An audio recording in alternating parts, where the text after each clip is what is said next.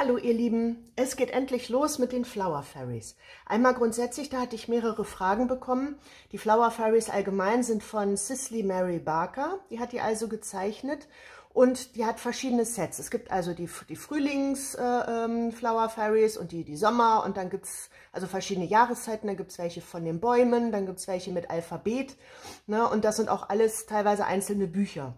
Wenn ihr euch ein Set kaufen wollt, dann müsst ihr darauf achten, dass da Complete beisteht. Dann, wie gesagt, das war ja ein dicker Packen, ne? Hier sieht man ja, also so viele Postkarten aufeinander gestapelt sind das ja.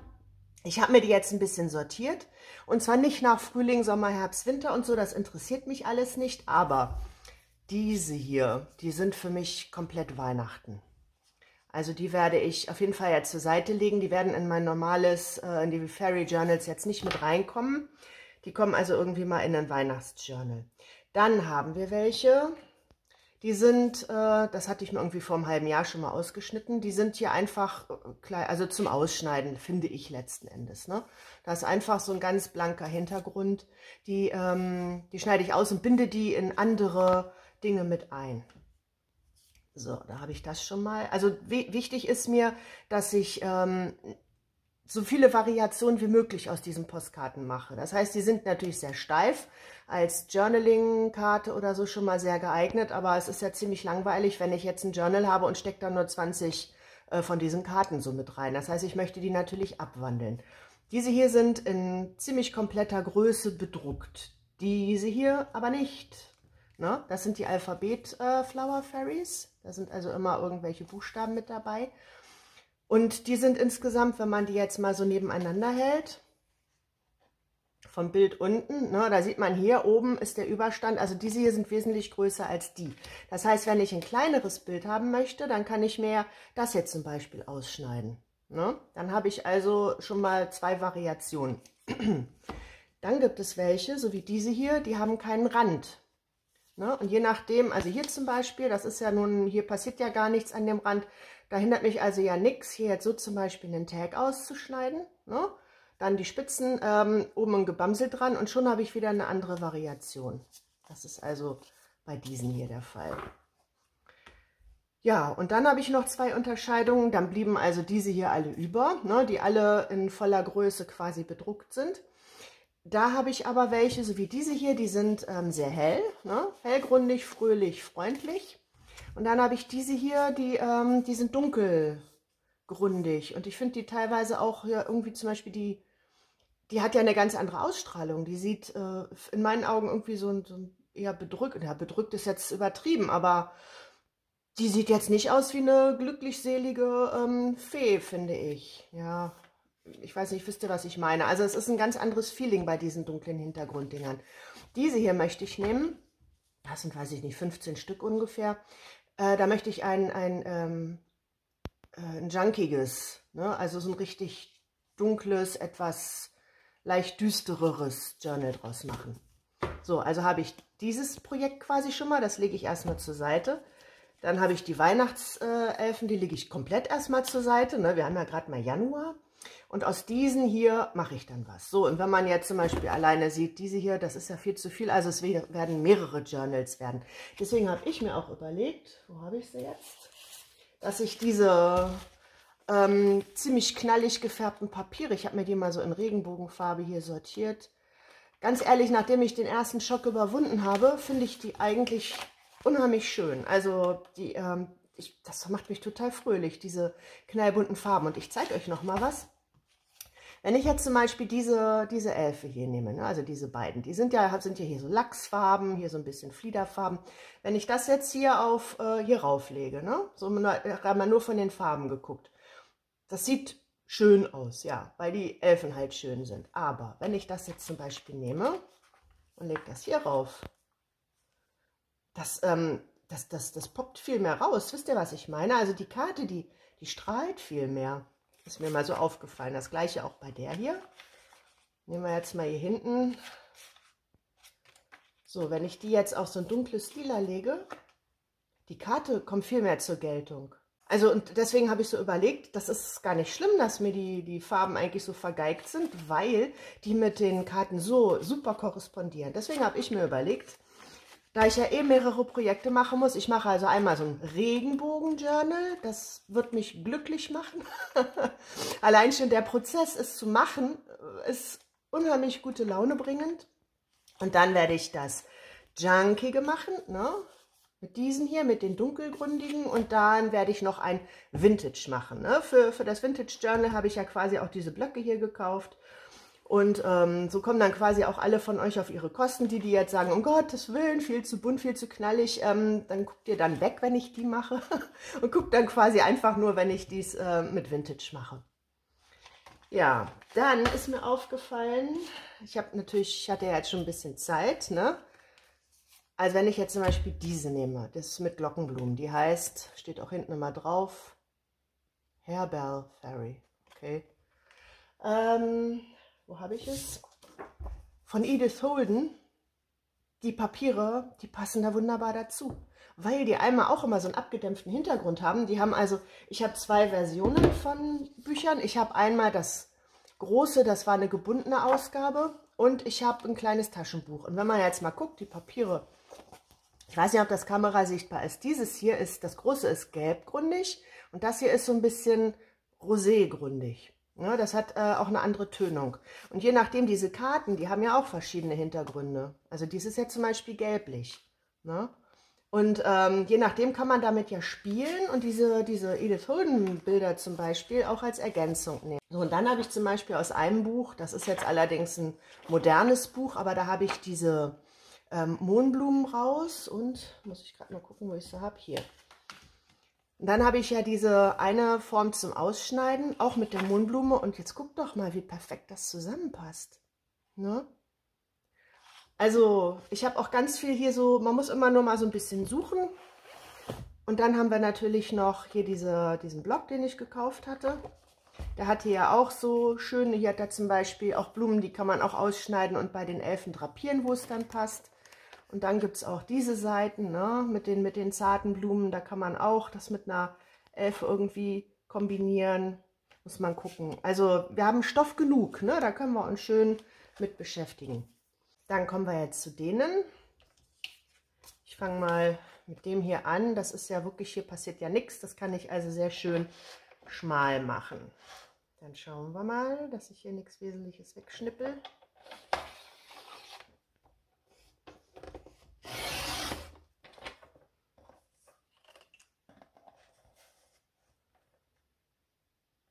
Also diejenigen, denen das jetzt wehtut, weil ich hier an den Elfen rumschneide. Also erstens schneide ich ja jetzt nicht die Elfe selber. Ich schneide ja quasi nur das Papier drumherum, sodass die Elfe selber besser zur Geltung kommt. Ne? Das mal als eines. Und dann ganz ehrlich, es ist bedrucktes Papier. Das ist nichts Vintage-mäßiges. Ich kann mir die jederzeit neu kaufen. Ne? Da also habe ich jetzt so keine Skrupel. Muss ich mal echt sagen. So, schneiden wir oben noch das Weiße ab. Und dann die Ecken.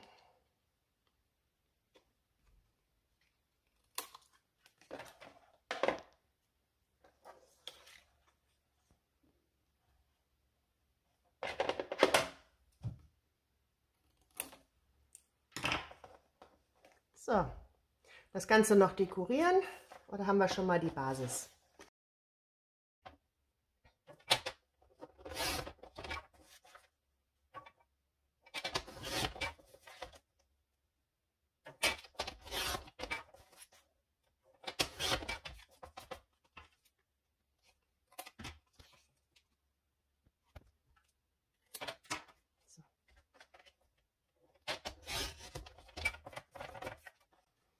Hier muss ich noch ein bisschen mehr mit abschneiden, sonst wird der Text zu breit.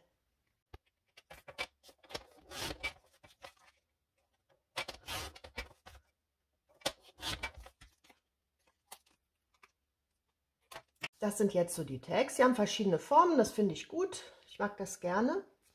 So, dann möchte ich den erstmal hier ein bisschen distressen. Normalerweise natürlich Vintage Foto, aber wir haben ja diese ganzen 1000 Farben. Dann nehmen wir die jetzt mal. Okay.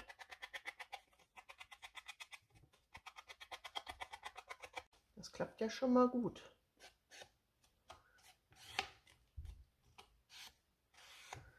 Okay, variieren wir noch ein bisschen mit ein bisschen Grün. So, einmal das hier. Ups.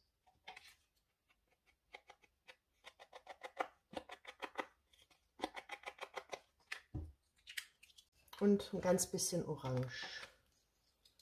Einfach damit es nochmal auftaucht. Ah.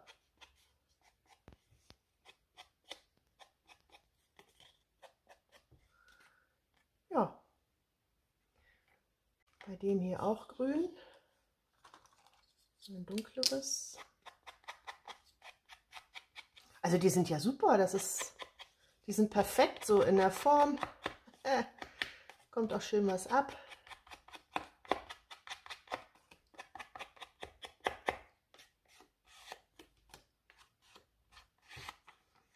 Das kann ich hierfür auch gleich nehmen.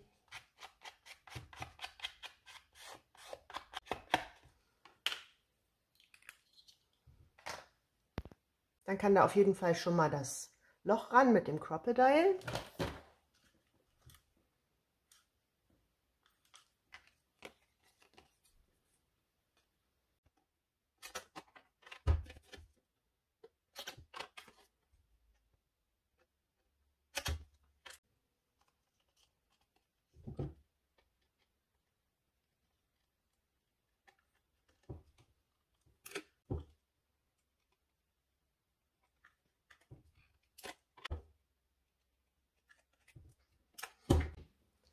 Dann dekorieren wir die noch ein bisschen. Ich nehme dazu verschiedene Dinge. Ich habe hier einmal so ein Kreppband. Das ist aus einer Papiertüte oben, haben die ja immer diese Griffe, die so zusammengeknüdelt sind. Wenn man die auseinanderknüdelt, dann kommen da solche Farben bei raus. Erstaunlicherweise auch nicht die Farben von der Tüte selber. Oft, also jedenfalls nicht. So, jetzt nehme ich mal diesen All-Purpose Glue und krumpel das hier unten so hin.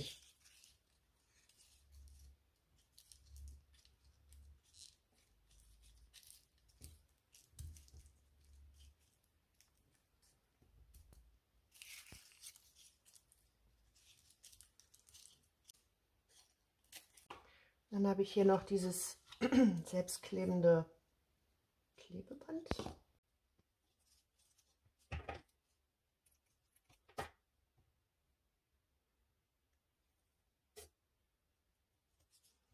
Und dann könnte da noch irgendwie ein Knopf drauf. Und hier kann aber noch ein bisschen Band rein. Nehmen wir mal irgendwie so ein braun-gelbliches Band, damit sich die Farbe hier nochmal wiederholt. Das sind hier meine Berge also Teile meiner Berge von Stickgarn. Ich habe mir da mal irgendwie so einen gebrauchten Schwung gekauft, eine riesen Kiste, und die habe ich mir so nach Farben einigermaßen sortiert. So, was brauchen wir?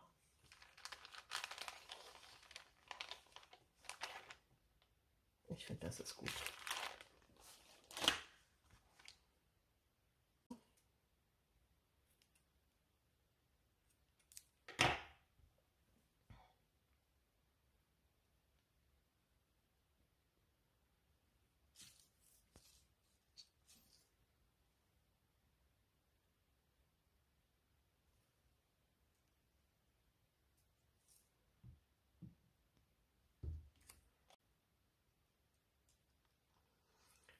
So, und dann kann oben noch was rein. Dann nehmen wir auch mal dieses.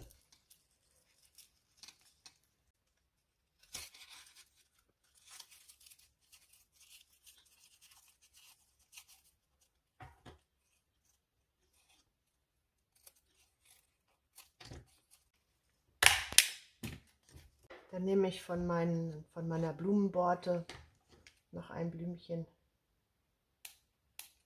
und klebe das hier oben noch auf die Tackernadel.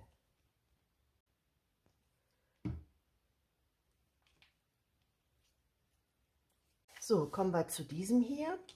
Das Bild an sich ist schon wesentlich lebendiger als das hier. Also da braucht eigentlich gar nicht mehr so viel zu. Ich habe hier diese gefärbten Bänder, auch mit den Ostereierfarben. Gucke ich gerade mal, was besser passt. Das hellere oder das dunklere. Ich nehme das dunklere. Klebe ich hier unten so ein bisschen was auf. Oder vielleicht hier. Ne, hier unten.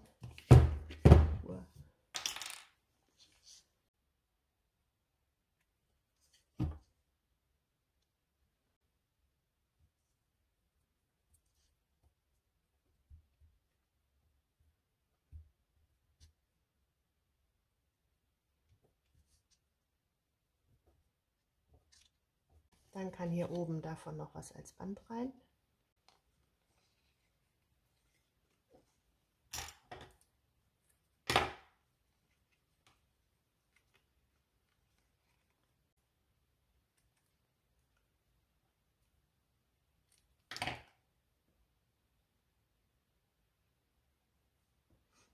Da muss aber noch was hin. So, ich habe ja noch meine Restebänderkiste.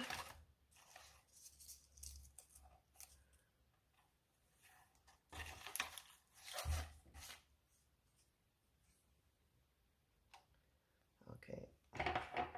Kleben wir einfach noch so einen Streifen drüber. Einfach damit hier noch so ein bisschen Ruhe reinkommt.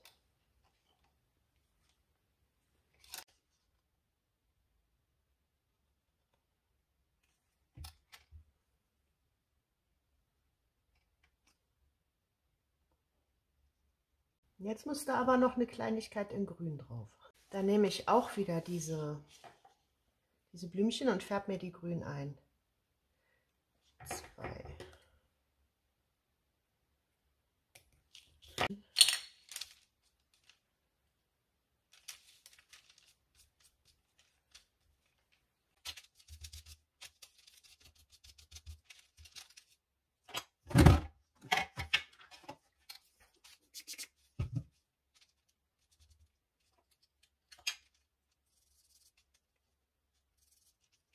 Okay.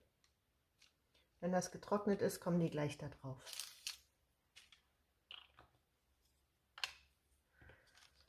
So, der letzte. Da braucht eigentlich fast gar nichts mehr zu passieren. Da machen wir unten eine kleine Borte ran und dann war es das auch. Ich überlege gerade mal, ob ich die jetzt direkt schon nehme. Ich glaube, die nehme ich direkt schon. Die passen da so schön zu.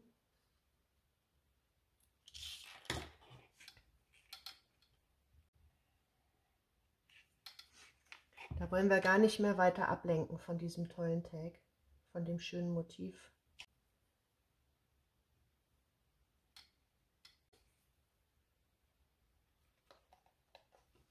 Ich finde, dadurch, dass hier das nackte Holz zu sehen ist, im Braun, passt das hier richtig gut dazu. Und dann machen wir auch einfach nur einen Knoten oben rein. Das ist hier insgesamt etwas rustikaler.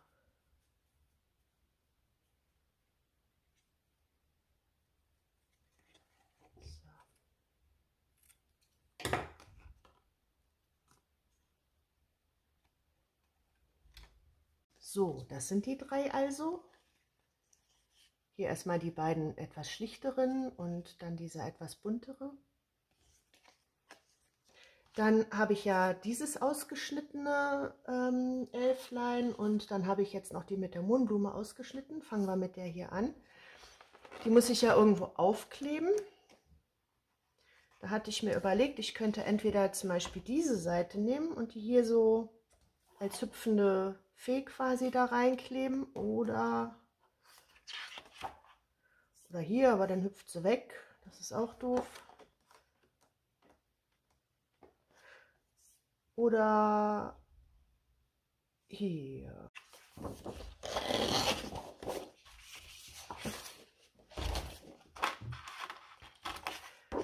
Wenn ich das jetzt, sagen wir mal, in eine Seite einbinde.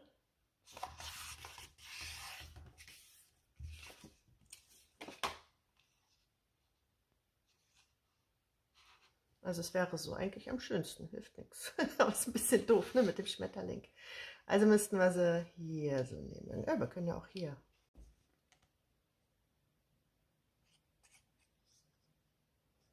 Die sind relativ friemelig auszuschneiden, weil der Karton ja relativ dick ist. Und da sind so ziemlich zackige Ränder und sowas und schmale Stellen. Also das ist alles relativ instabil. Und eine ziemliche Arbeit. Aber ja gut, so viele Karten sind es ja nicht zum Ausschneiden. So.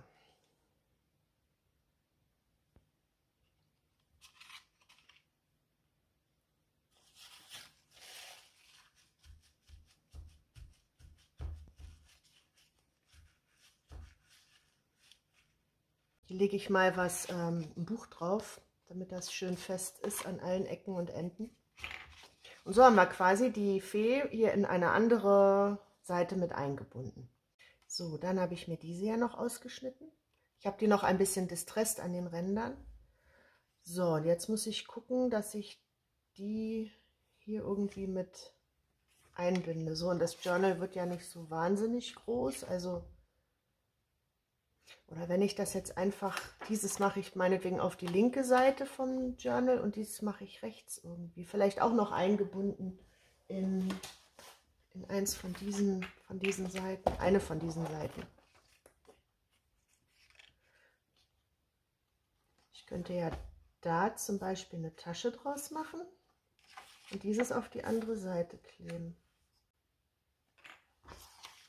Nee. Ich könnte aber eine von den grünen Seiten nehmen. Eine von den beiden. Und da zum Beispiel das hier links raufkleben. Vielleicht so. Als Tasche. Hier muss noch ein bisschen ab, sonst wird die Tasche zu groß.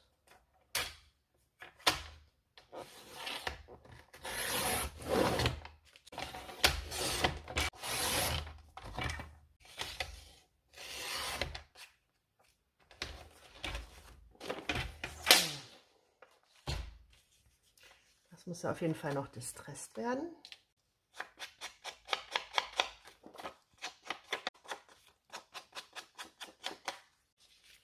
Das kleben wir mal hier drauf. Da habe ich ja das doppelseitige Klebeband, da machen wir eine Tasche draus.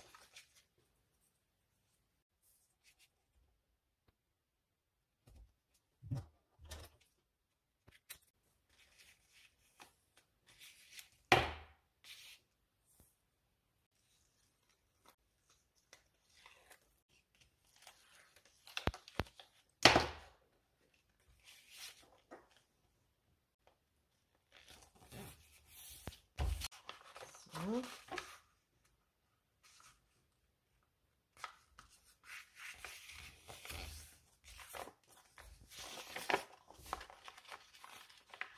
So, jetzt war es ein Denkfehler. Wenn ich die hier jetzt raufklebe und habe hier noch andere Blätter eingebunden, dann ist ja die Verbindung überhaupt nicht da.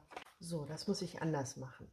Und zwar muss das ja irgendwie mit auf diese Seite. Hier so draufkleben finde ich blöd. Da geht die Mohnblume auch komplett unter. Hier irgendwie so hinterkleben finde ich auch blöd. Also mache ich einen Flap, sodass man das hinterher aufklappen kann. Und den Flap machen wir auch wieder aus Pappe. Wenn er die farblich dazu passt.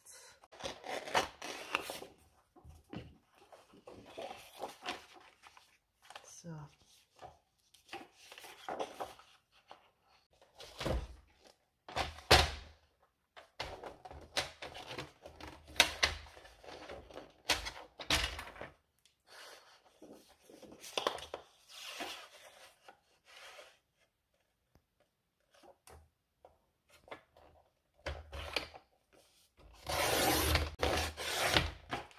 Das ist das Stück, das kleben wir, so Moment.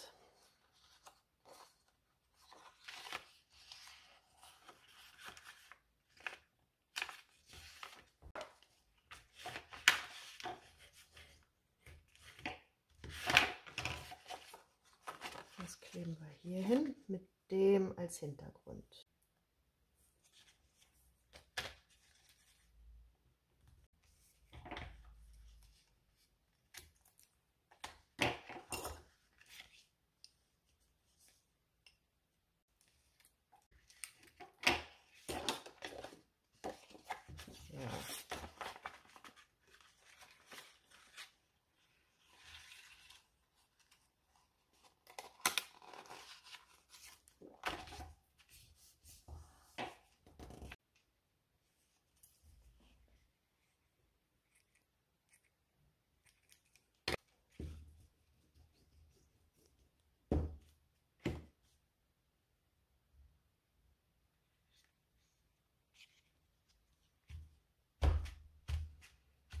So.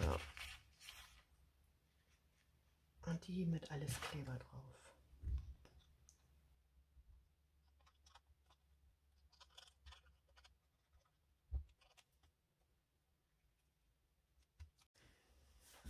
Das ist jetzt soweit getrocknet, klebt auch alles schön.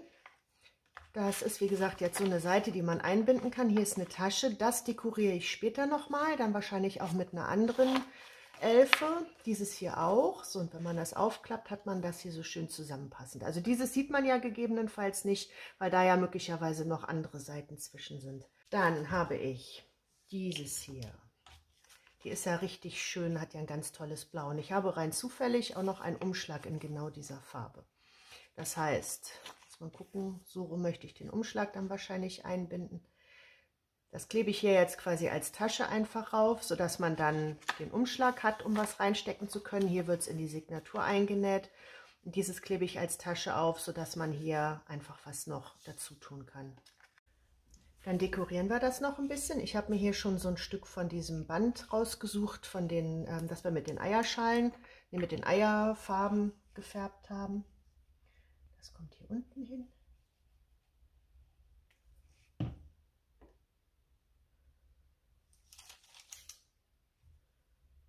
So. Das hat auch eine glänzende Seite und eine nicht glänzende Seite. Ich nehme die glänzende nach oben.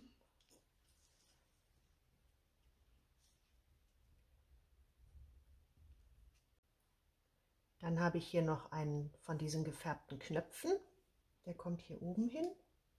Und darunter kommt noch so eine kleine Schleife aus so einem Seidenband.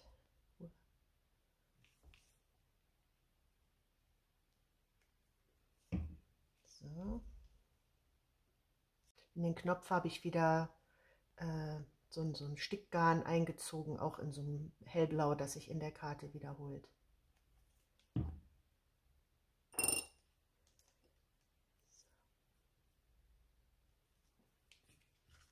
Ja. Dann habe ich diese Elfe, das ist eine von den Buchstabenelfen, von den Alphabetelfen und die ist, wie gesagt, relativ klein. Das heißt, und hier hinten passiert ja auch nichts im Hintergrund. Ich möchte die jetzt gerne hier so in Bogenform ausschneiden und als Tasche, so als Corner-Tag aufkleben. Dann habe ich mir dieses hier überlegt, weil ich finde, dass das farblich so richtig schön zusammenpasst. So, das heißt, diese Tasche, die kann man halt so in die Signatur einbinden. Dann hat man hier einmal eine Tasche und auf der anderen Seite eine Tasche und hier möchte ich die jetzt gerne aufkleben. So, das heißt, ich schneide mir die hier raus.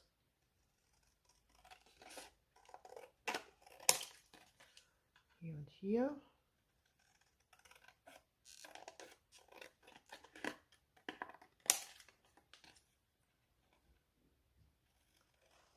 Und dann schneide ich hier einfach einen kühnen Bogen drumherum.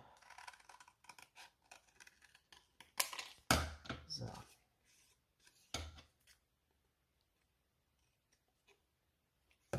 Dann noch ein bisschen Distressen mit einer Farbe, die dazu passt.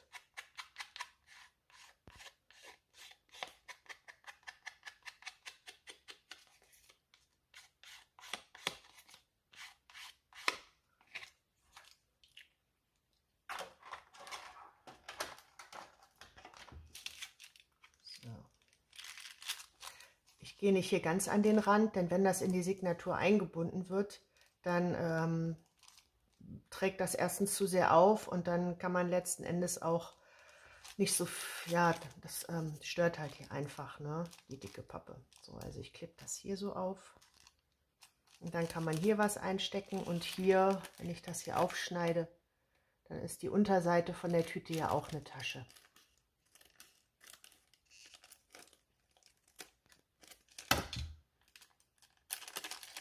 So.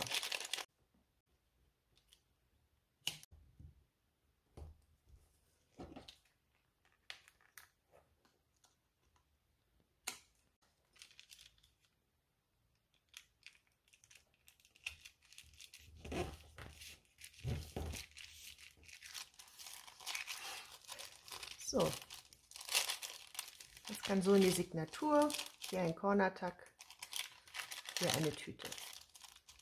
Von der anderen Seite auch eine Tüte. Dann haben wir diese Elfe, die heißt Hair Belfry, die hatte ich vorhin schon mal. Und dazu habe ich mir diese Seite von Edith Holden ausgesucht. So, das heißt, die kann man so in die Signatur einbinden. Die anderen Seiten kann man noch für andere Dekorationen verwenden. Und da möchte ich gerne die Karte hier quasi auch ein bisschen zurechtschneiden und auch hier als Pocket quasi aufkleben. So, das heißt, ich muss das erstmal auf DIN A4 Seite trimmen, damit ich weiß, wo die Elfe aufgeklebt werden muss. So, hier oben den Rand lasse ich, weil hier ja die Blumen kommen. Unten schneide ich was weg.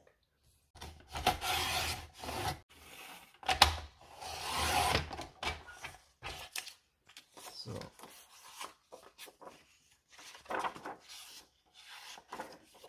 Okay. So, und dann möchte ich die hier unten haben. Das heißt, da schneide ich mir den Rand auch ab.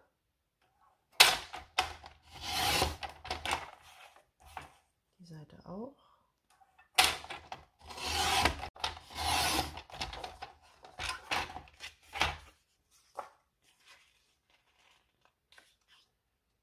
So. Und hier schneide ich mir den Bogen.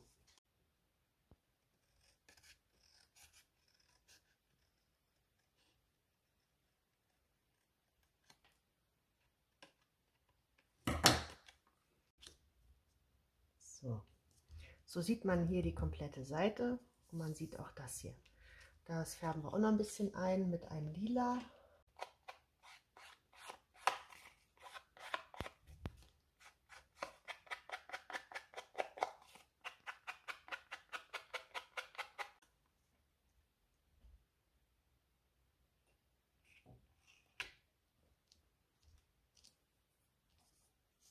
Hier unten ist mir das noch ein bisschen zu kahl. Da klebe ich auch wieder was von diesem selbstgefärbten Seidenband drauf. Und dadurch, dass ich hier doppelseitiges Klebeband habe, ist hier unten die Tasche sowieso fixiert. Das heißt, wenn ich das hier quer rüber klebe, dann schadet das der Nutzung der Tasche nicht.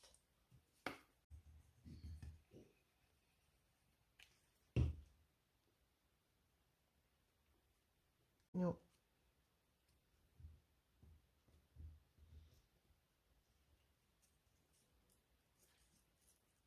Einzelne Karten möchte ich natürlich auch als Postkarten erhalten oder als Journaling-Spots dann letztendlich. Da kann man aber ja nichtsdestotrotz die Ecken mal abrunden. So. Und dann habe ich hier auch von Edith Holden so eine Seite, die passt, finde ich, so farblich und vom Stil und sowas genau dazu mit dem Rosa und dies Filigrane. Da möchte ich gerne eine Tasche draus machen.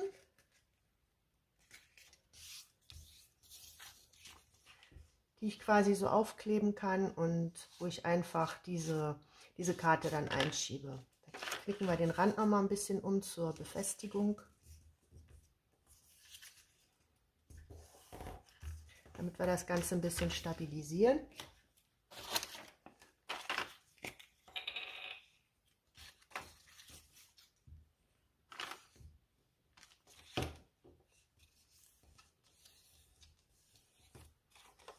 So.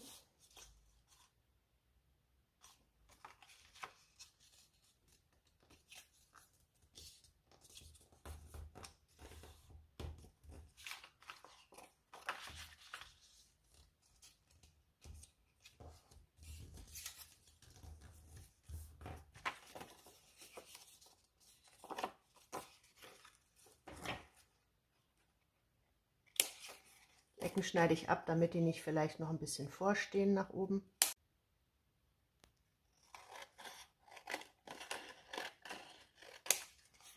So, das schneide ich raus.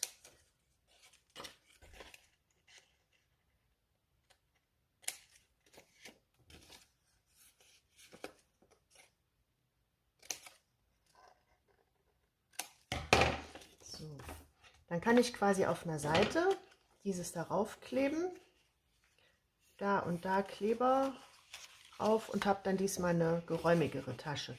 Denn wenn ich das mit diesem doppelseitigen Klebeband klebe, hier und hier, dann habe ich ja quasi die Stellen immer fixiert. Das heißt, die Tasche wird ja dann immer umso kleiner. So, und wenn ich jetzt hier diese Ecken umklappe und festklebe, dann kann ich ja quasi bis zum Rand die Tasche dann befüllen.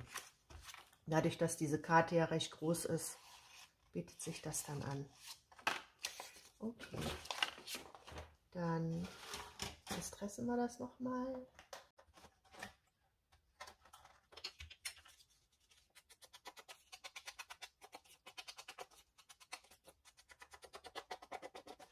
Auf.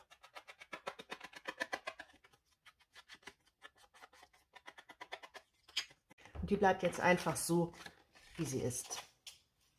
Und kommt dann in die Tasche. Dann nehme ich mir aus diesem Block nochmal dieses Blatt Papier, weil ich finde, dass diese Elfe hier sehr schön reinpasst, auch von den Farben und vom Stil. Deswegen möchte ich gerne das wieder als Buchseite, also quasi als Seite falten, die in die Signatur reinkommt. Möchte dann gerne hier, die hier so drauf haben und dann aber so ein Flap nach unten. Ja? Das heißt, dass man so sieht, wie schön das passt. Ich werde den Rand jetzt noch abschneiden und dann kann man das nach unten klappen.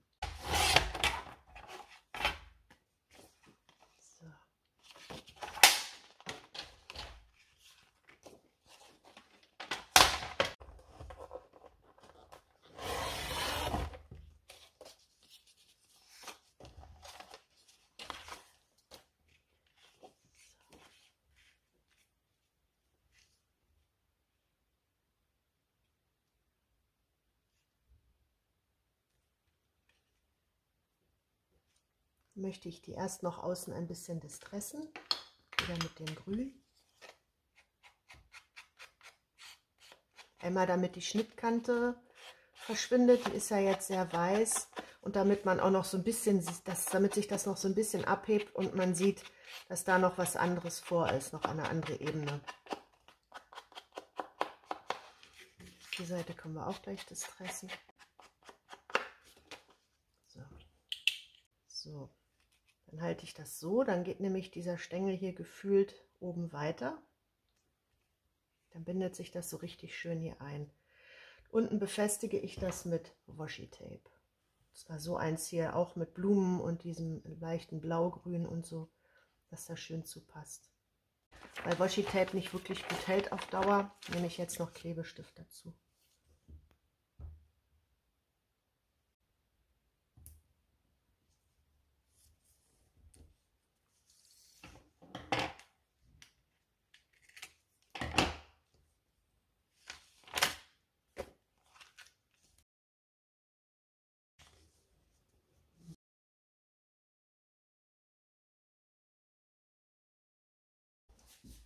Dann habe ich mir überlegt, diese Karte hier mit dem Mohnblumen, die ist hier vorne ja jetzt noch nicht dekoriert. Und ich habe hier noch diese Double Daisy Fairy. Und da kann ich auch, hier im Hintergrund passiert ja nichts, da kann ich mir auch wieder sowas ausschneiden und das hier so als Tuckspot quasi hinkleben. Und das Schöne ist, dadurch, dass das Rot hier wunderbar hiermit korrespondiert, passt das auch toll zusammen.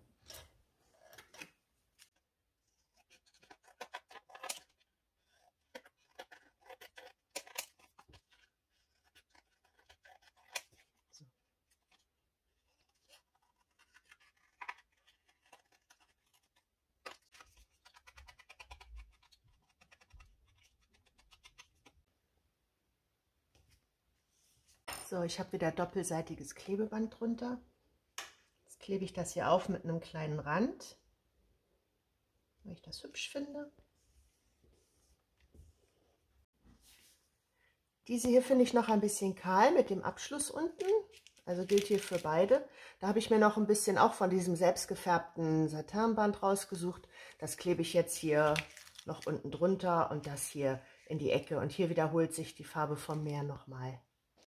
So, ich habe hier jetzt noch Wäscheknopf rüber geklebt mit ein bisschen Sticktwist drin und hier noch ein grünes Band mit 2 roten Knöpfen. Das muss jetzt nicht die Endversion sein, die später ins Journal kommt. Also vielleicht klebe ich da noch was drauf, vielleicht schabloniere ich noch was, vielleicht kommen noch Sprenkel drauf. Also das ist aber jetzt im Moment die Version, in der ich es erstmal zur Seite lege, bis ich ausreichend Material vorbereitet habe, um das Journal zu machen. So, dann können wir mal gucken, was wir insgesamt haben. Also hier haben wir einen Corner-Tuck, ne? Und hier sind halt 2 Taschen, weil das ja die Butterbrottüte war und die kann hier so in die Signatur eingebunden werden. Dann haben wir hier auch einen Corner-Tuck quasi. Und hier haben wir unsere Mohnblumenelfe und hier ist eine große Tasche. Da habe ich jetzt erstmal pro forma eine farblich passende Karte reingesteckt. Da weiß ich auch noch nicht, ob das so bleibt. So, und den Rest können wir dann auch entweder so lassen, hier einbinden in eine Signatur oder noch weiter gestalten. Kann man ja später entscheiden. Dann haben wir hier einen ganz schlichten Tag. Dann haben wir hier die Glockenblumenelfe. Das ist auch hier was zum Einstecken und das können wir auch so in die Signatur einbinden, gegebenenfalls die anderen Seiten auch noch gestalten. Dann haben wir hier eine Tasche, die man irgendwo auf eine Seite aufkleben kann mit der entsprechenden Journaling-Karte da drin. Dann haben wir hier einen bunten, fröhlichen Tag. Hier haben wir die ausgeschnittene Elfe, die sich so in die Seite einfügt. Die kann hier in die Signatur eingebunden werden und den Rest können wir dann auch noch gestalten. Hier die Elfe bildet eine Tasche, wo man was einstecken kann. Und hier in den Umschlag kann man auch noch was hineintun. Dann haben wir hier auch diesen ganz zarten Tag. Und last but not least die Seite der Elfe mit dem Flipdown, wo man hier journalen kann und das Ganze fügt sich hier, finde ich, wunderschön in die Seite ein. Ja, das Video ist jetzt lang genug, lassen wir es erstmal gut sein für heute. Ich habe, wie ihr seht, noch jede Menge Karten über, das heißt, das war nicht das letzte Video. Ich habe da auch schon ganz tolle Ideen und ich würde mich sehr freuen, wenn ihr dann dabei seid und mich begleitet. Vielen Dank heute fürs Zuschauen. Macht's gut. Danke. Tschüss.